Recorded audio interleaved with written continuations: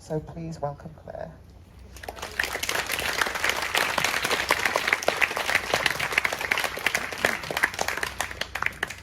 I'll try. I had no intention of doing this myself, but I feel Sandra's strength, and so I'm holding this talking stick like many of you hold. When I first met Sandra, we were using a talking stick, and she said meeting me was like being at Greenham again, and it brought all that back to her. Of course, Sandra made an original talking stick, and someone who didn't love her power broke it, but she made another one because that's who she was.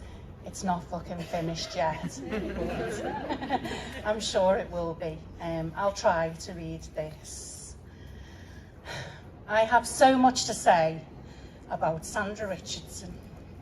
Best friend, wife, never thought I'd say that. Partner in creative crime and soulmate. That is almost impossible to write something for today that isn't at least 12 books long, although those 12 books will surely follow. By now, many of you will know the story of how we met. I had to find 10 lesbians for a project in Knowsley, and I wasn't having any luck. I bumped into some friends, many of who are here today. We were in the Fact Cafe, and told them about my funny dilemma. They said immediately, "Haven't you met Sandra Richardson? She's definitely your woman." Oh, how ironic. I cold called her. I said, "Hello, lovely Sandra Richardson. I need to find 10 lesbians for a juicy big love project, and I believe you are the perfect person to help me." She responded immediately without taking a breath. "Well, I can get you 20 lesbians by Monday." So when I first met Sandra and we were working together on big love projects, it only just dawned on me how much the title of the project was significant. Be careful what you call something. I tried to ignore that it was actually big love that seemed to be igniting between the two of us. All right, love.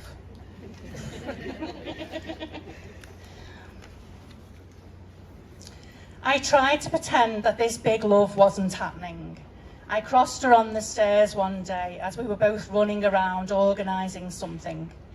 And despite her very complicated circumstances and the fact that she was wearing a terrible fleece, I felt an undeniable thunderbolt between us. I looked up at the sky and thought, absolutely no fucking way, universe. That big love is not happening. You are having a laugh. Sandra texted me the day after to say she was on her way over to see me, driving over to talk about the elephant in the room. I said she was ridiculous, that there was no bloody elephant, and that under no circumstances would I be letting her in. That the elephant was best contained in a room, and that I would not be talking about it on any level, ever. Sandra was stunningly arrogant as ever, arrogant enough to take absolutely no notice of that. She knew what she wanted, and she had a plan. The kind of plan that she could draw on a big whiteboard and make happen. Sandra, you see, wasn't scared of obstacles, big visions, or giant ideas, and she wasn't intimidated by them. She knew the way to achieve them, step, Clare, by logical step. I came along and added some witchy wild heart magic to that equation and my own way. People have talked about what impressive big things Sandra has achieved, but I will miss her most for the million tiny everyday things that made up our gorgeous life. The perfect comforting company, her hand on my back when I was scared. How she made the ordinary minutes of my life a lot less lonely. Sandra taught me to feel safe, made the long nights shorter and the bad days brighter. I thank her for the endless cups of hot water she made me, which I never drank. The last thing at night and the first thing of a morning, deep, divine, ridiculous chats. How she really saw me, protected me, trusted me, and loved me exactly as I was. She loved to say, "You search for love all over the world, and there I was, your bootle girl." When we met, I'd been through some very difficult times and been very hurt in bad relationships.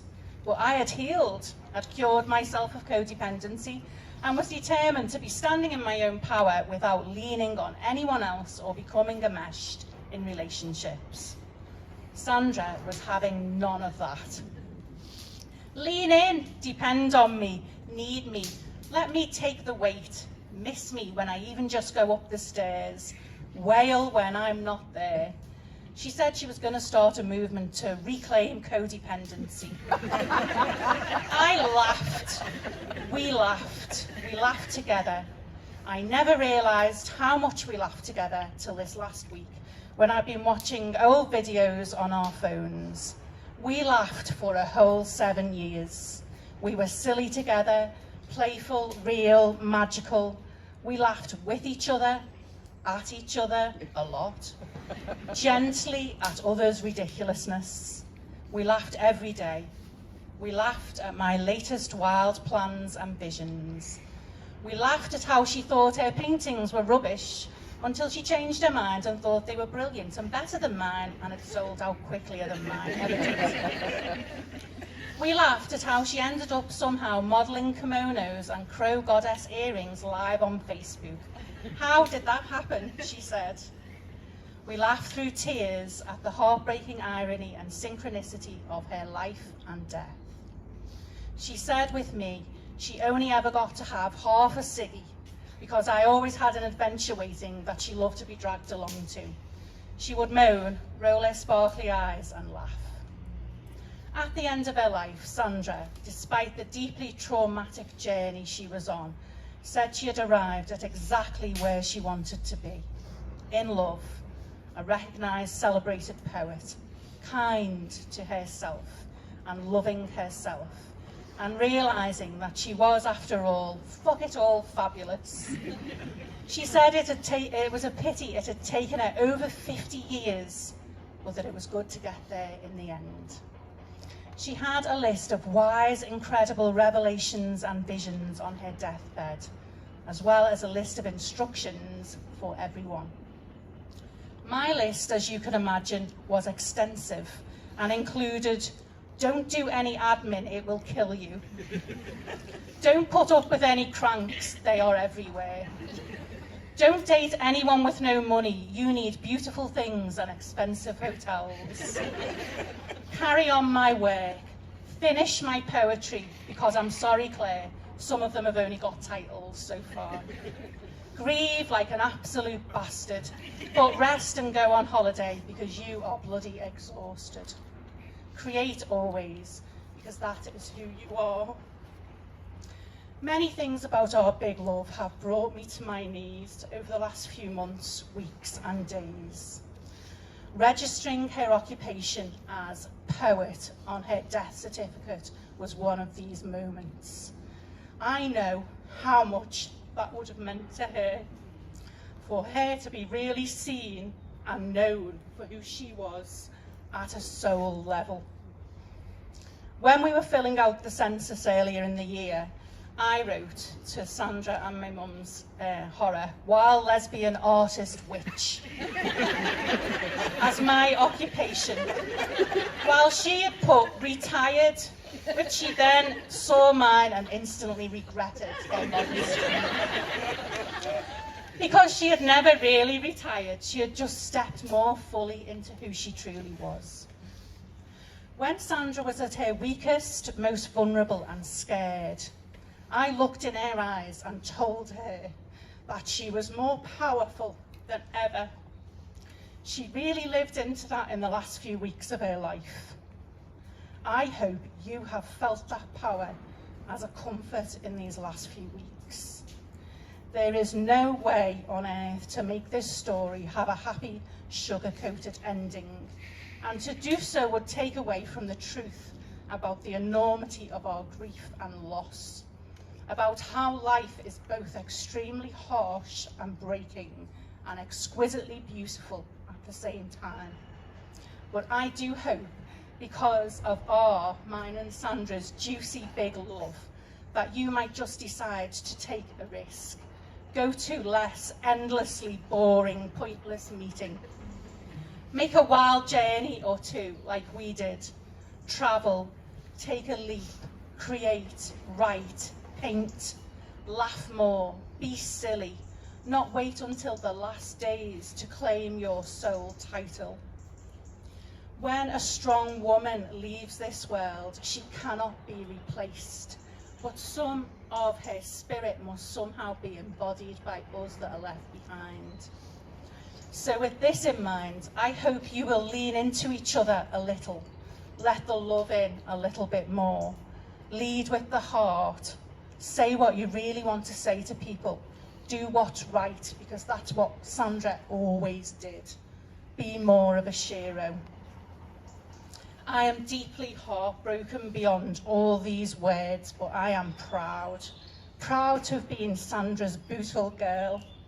Proud to have created an incredible life together. Proud to have walked beside her right until the very end and beyond. Proud to shine a light on her incredible soul. And proud to now walk forward and honour her legacy fully. I'll finish by telling you what I told her in her last hours. Sandra Richardson, we had the best of possible times. I will love you always. And I'll see you soon in what I hope might seem up there to you to be just the blink of an eye.